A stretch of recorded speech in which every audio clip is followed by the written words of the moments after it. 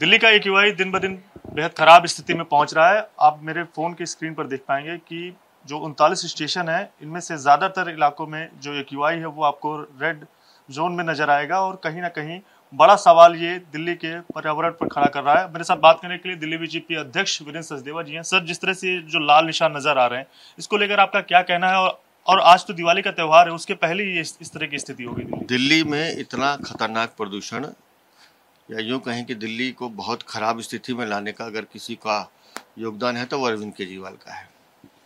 ये जो आप रेड मार्क दिखा रहे हैं, ये बचपन में हम जब स्कूल जाते थे तो हमारे टीचर लगाते थे अगर हम कुछ गलत करते थे। तो अरविंद केजरीवाल, ये जो रेड मार्क है ये तुम्हारे रिजल्ट शीट है, तो ये दिखा रही है कि तुमने दिल्ली को कितना बर्बाद किया है। दिल्ली में लोगों के स्वास्थ्य की चिंता नहीं की गई है, नकली दवाइयाँ दी गई हैं और प्रदूषण के नाम पर सिर्फ विज्ञापन और प्रचार किया गया है, जिसका खामियाजा दिल्ली वालों को भुगतना पड़ रहा है। आज दिल्ली में हर तीसरा आदमी बीमार है इस प्रदूषण के कारण, और उसका श्रेय अरविंद केजरीवाल को जाता है, क्योंकि इनको दिल्ली के स्वास्थ्य की चिंता नहीं है। ये तो वो राजनीतिक लुटेरे हैं जो दिल्ली को लूटने आए हैं, गजनवी और खिलजी की तरह, और लूट के भाग जाएंगे। इनको दिल्ली के लोगों की चिंता नहीं है। दिल्ली को ठीक रखने के लिए, दिल्ली में प्रदूषण कम करने के लिए दिल्ली को दिल से जीने की ज़रूरत है, एक शिद्दत के साथ काम करने की ज़रूरत है। और आज दीपावली का शुभ अवसर है।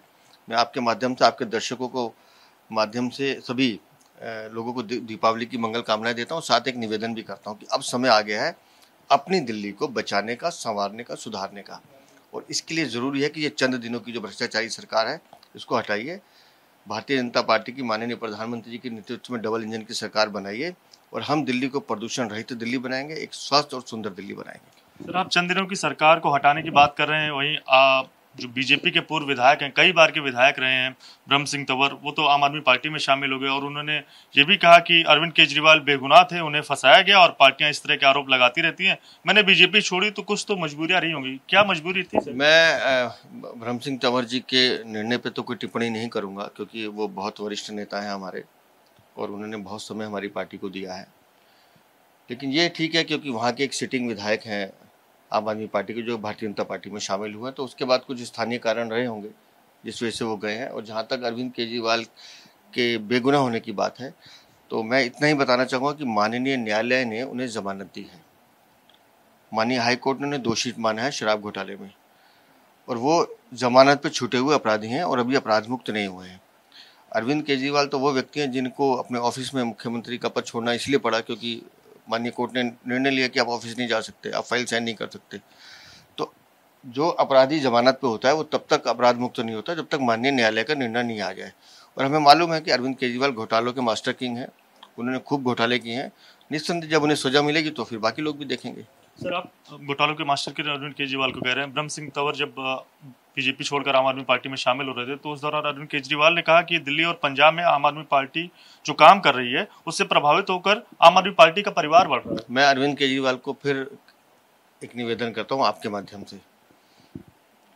जब वो जेल से बाहर आए थे तो उन्होंने कहा था कि नवंबर में चुनाव होने चाहिए। इनको लगता है इनका परिवार बढ़ रहा है और इनकी लोकप्रियता है, नवंबर में चुनाव करें। आज अक्टूबर खत्म हो गया। मैं अरविंद केजरीवाल को याद दिलाता हूँ कि आप नवंबर में चुनाव कराइए, दिल्ली की जनता तैयार बैठी। और आप उसका उदाहरण आप देख रहे हैं, जब आपके विधायक क्षेत्रों में जाते हैं तो उनको जूते मार मार के जनता भगा रही है। और खुद अरविंद केजरीवाल जिस क्षेत्र में जा रहे हैं वहाँ के स्थानीय विधायक को साथ नहीं लेते हैं, क्योंकि उन्हें पता है जूते पड़ेंगे। तो चाहे अरविंद केजरीवाल हो या इनके वो नगीने विधायक जिन्होंने दिल्ली को लूटने का काम किया है, उन सबका बिस्तर बंद है और भारतीय जनता पार्टी की सरकार बनेगी, दिल्ली की जनता के आशीर्वाद से बनेगी और अरविंद केजरीवाल ने जो घोटाले किए उसकी सजा इनको मिलेगी।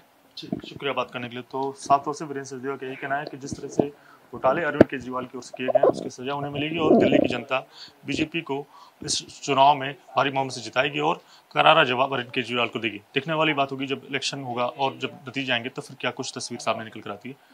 कैमरा राजेश मीना के साथ Divyankar Tiwari, ABP news, Delhi. For exclusive and insightful videos, subscribe to our new channel ABP Live Premium.